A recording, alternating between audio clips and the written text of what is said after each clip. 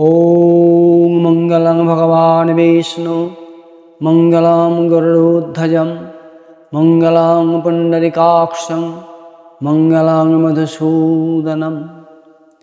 প্রবচন কারণ ও কার্য। এই কারণ ও কার্যের ছটি ভাগ। এক, যিনি জানেন তাকে বলা হয় জ্ঞাতা। দুই, যার সাহায্যে জানা যায় তাকে বলা হয় জ্ঞান। তিন, যাকে জানা যায় তাকে বলা হয় জ্ঞেয়। চার, যিনি কর্ম করেন তাকে বলা হয় কর্তা। পাঁচ, যার দ্বারা কর্ম করা হয় তাকে বলা হয় করণ। ছয়, কর্ম করাকে বলা হয় ক্রিয়া। কারণ ব্যতীত কার্য হয় না, এই কার্যের পিছনে কারণ থাকে। ভগবানের এই সমগ্র সৃষ্টি কার্য। সৃষ্টির কারণ সে ভগবানের সুচিন্তিত সংকল্প, চেতনা। চিন্তার কারণই চেতনা। যার চেতনা নাই তার চিন্তাও নাই। অতএব সুচিন্তিত সুপরিকল্পিত সৃষ্টির কারণ চেতনা। চেতনা বা চৈতন্য, এই চৈতন্যই জ্ঞান। আত্মা জ্ঞান স্বরূপ। এই আত্মারই জ্ঞান ক্রিয়া বর্জিত নির্বিশেষ সর্বব্যাপক অবস্থা ব্রহ্ম।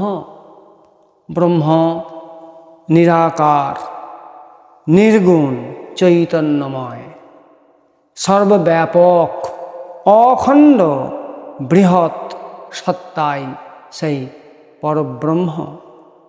ইনি ভূমা অর্থাৎ বিরাট। ইনি নির্বিশেষ হলেও তিনি চিন্ময়। নির্বিশেষ অর্থাৎ সর্বপ্রথম ও সর্বশেষ, একেই বলা হয় নির্বিশেষ। এই সর্বপ্রথম ও সর্বশেষ তত্ত্বটি ব্রহ্ম। ইনি ওং তৎ সৎ তত্ত্বে সৎ চিৎ আনন্দময়, চিন্ময় সত্তা। এরই অসীম অনন্ত সত্তার একাংশে অসংখ্য সমস্ত সৃষ্টি বিরাজমান, ধূলিকণার মতো ঘূর্ণায়মান। এই ব্রহ্মই জ্ঞান ক্রিয়ান্বিত হলে হন শ্রী পরমাত্মা। ইচ্ছা ও ক্রিয়ান্বিত হলে হন ঈশ্বর, অর্থাৎ তিনি নিক্ষণ করেন। ব্রহ্ম সকল ভূতে ভূতস্থ হয়েই আত্মা। ব্রহ্ম সকল জীবে জীবস্থ হয়ে হন জীবাত্মা। সকল জীবে অন্তর্যামী হয়ে পরমাত্মা। জীবাত্মা কর্মফলের ভক্তা হন, পরমাত্মা দ্রষ্টা হন। আমরা জীবাত্মা, তিনি পরমাত্মা। আমরা শুধু কর্মফল ভোগ করার জন্যে এই শরীর পেয়েছি, আর তিনি আমার ভিতরে বসে দর্শন করছেন, শুধু দেখছেন পরমাত্মা রূপী হয়ে। নির্বিশেষ ব্রহ্ম ইচ্ছা ক্রিয়ান্বিত হলেই হন ঈশ্বর।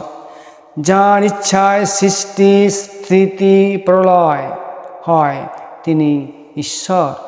পরব্রহ্মে অধিভূত অধ্যাত্ম অতিদৈব তিনি আছেন।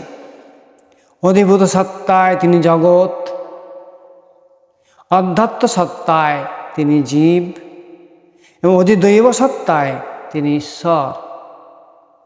সর্বব্যাপক ব্রহ্ম জীব ও জগৎ সমস্তেরই অধিপতি, অধীশ্বর, ঈশ্বর। তাই অধিদৈব, ঈশ্বরই অধিদৈব। এই ঈশ্বর এক, অদ্বৈত হয়েও বহু বহু রূপ। তিনি প্রজার দ্বারা বহু হয়েছেন, অর্থাৎ প্রজননের দ্বারা বহু হয়েছেন। ভিন্ন ভিন্ন দেবতা, তাঁরই ভিন্ন ভিন্ন বিভূতি। তিনি অসংখ্য দেবতা হয়ে অসংখ্য লীলায় ব্যাপৃত। সৃষ্টি যেমন তাঁর লীলাবিলাস, পালনও তেমনি তাঁর লীলাবিলাস, লয়ও তেমনি তাঁর লীলাবিলাস। এই ঈশ্বর চিৎ ঘনদেহে বৈকুণ্ঠস্থ হয়েও সর্বত্র বিরাজিত, ইহাই তাঁর ঈশ্বরত্ব। এক স্থানে থেকেও সকল স্থানে অবস্থিত, সকলে দৃশ্য না হয়েও তিনি দৃশ্যমান। আবার ব্যক্তিবিশেষের দৃশ্য হতে পারেন। তিনি সমৃদ্ধ, তাই তিনি শ্রী ভগবান। সমগ্র ঐশ্বর্য, সমগ্র বীর্য, সমগ্র যশ, সমগ্র শ্রী, সমগ্র জ্ঞান, সমগ্র বৈরাগ্য, এই ছয়টি একত্রে হয় ভগ।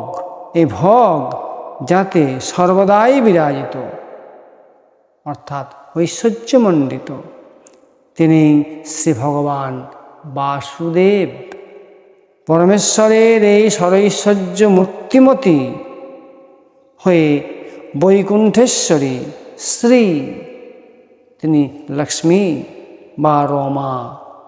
ইনি আদ্যাশক্তি বেদময়ী বাক, নীল শুভ্রা সরস্বতী চিন্ময়ী বাণী। সমস্ত দেবীমূর্তি এনারই বিভূতি। পরব্রহ্ম পুরুষোত্তম বিষ্ণুই অসংখ্য বিষ্ণু হয়ে পালন করেন, অসংখ্য ব্রহ্মা হয়ে সৃষ্টি করেন, অসংখ্য রুদ্র হয়ে তিনি প্রলয় করেন। শাস্ত্র বলেছেন এগুলি তাঁর গুণাবতার। সত্যগুণের অবতার বিষ্ণু, রজগুণের অবতার ব্রহ্মা এবং তমগুণের অবতার রুদ্র অর্থাৎ শিব। সত্যগুণে পালন হয়, রজগুণে সৃষ্টি হয়, তমগুণে প্রলয় হয়। লীলা প্রয়োজনে দেবতা ও সিদ্ধগণের অপ্রপঞ্চ হতে প্রপঞ্চে অবতরণী অবতার। অপ্রপঞ্চ কি?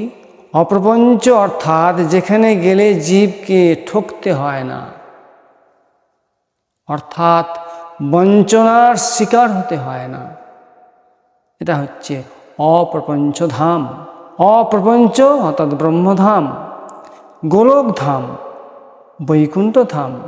প্রপঞ্চ অর্থাৎ এই পার্থিব ধাম বা আমাদের এই জগৎ, এখানে আমরা সব সময় প্রবঞ্চিত হচ্ছি, অর্থাৎ ঠকছি। মানব অবতার সৃষ্টি করেন না, দেবতা সিদ্ধগণই অবতীর্ণ হয়ে অবতার হন। ভগবানও মানবের সৃষ্ট নন, ভগবানই তাঁর অনুকরণে মানবকে সৃষ্টি করেছেন। তিনি যেমন দিব্য নরাকার, মানবও তেমন ভৌত নরাকার। ভগবান নানা প্রয়োজনে প্রপঞ্চে তাঁর অবতার গ্রহণ কোনো মতবাদ নয়, অবতার ঐতিহাসিক ঘটনা। অবতার অসংখ্য, তার মধ্যে 10টি প্রসিদ্ধ। 1 মৎস্য, 2 কূর্ম, 3 বরাহ, 4 নৃসিংহ, 5 বামন, 6 পরশুরাম, 7 রাম, 8 শ্রীকৃষ্ণ, 9 বুদ্ধ, 10 কল্কি। এছাড়া শ্রীমদ্ ভাগবতে 22 অবতারের নামও পাওয়া যায়। তার সমস্ত অবতার 4 শ্রেণীতে বিভক্ত। ভগবানের এই অসংখ্য অবতার 4 শ্রেণীতে বিভক্ত। 1 ভূতি, 2 বিভূতি, 3 প্রভূতি, 4 সম্ভূতি। প্রথমটি অংশ, দ্বিতীয়টি কলা, তৃতীয়টি পূর্ণ, চতুর্থটি তিনি স্বয়ং। প্রতিটি জীব সৃষ্ট পদার্থই তাঁর অংশ, অর্থাৎ ভূতি। এই সমস্তের মধ্যে যারা বিশেষ শক্তিসম্পন্ন মহিমান্বিত তাঁরা হচ্ছেন কলা অর্থাৎ বিভূতি। আর যারা পূর্ণ ঐশ্বর্যমণ্ডিত তারা পূর্ণ অর্থাৎ প্রভূতি। আর যে ক্ষেত্রে পরমেশ্বর পরম পুরুষ স্বয়ং অবতীর্ণ হন তিনি পূর্ণতম অর্থাৎ সম্ভূতি। বরাহ, কূর্ম, নৃসিংহ, বামন, রাম, ব্যাস, কপিল প্রভৃতি অবতার একমাত্র ভগবান শ্রীকৃষ্ণই স্বয়ং পূর্ণ ব্রহ্ম পুরুষোত্তম শ্রী বিষ্ণু স্বয়ং শ্রীকৃষ্ণ রূপে অবতীর্ণ হয়েছেন। বাহ্য অবতারের উদ্দেশ্য কি? অবতারের উদ্দেশ্য, বাহ্য উদ্দেশ্য দুষ্কৃতি বিনাশন, সাধুগণের পরিত্রাণ, ধর্মের সংস্থাপন। আর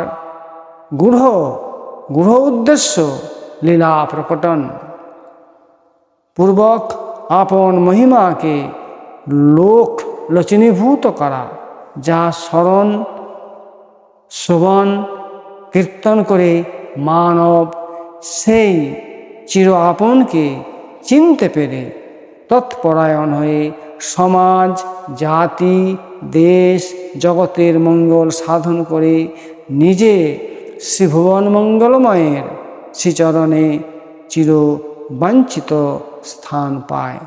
এটাই শ্রী ভগবানের অবতারের উদ্দেশ্য। জয় শ্রীকৃষ্ণ।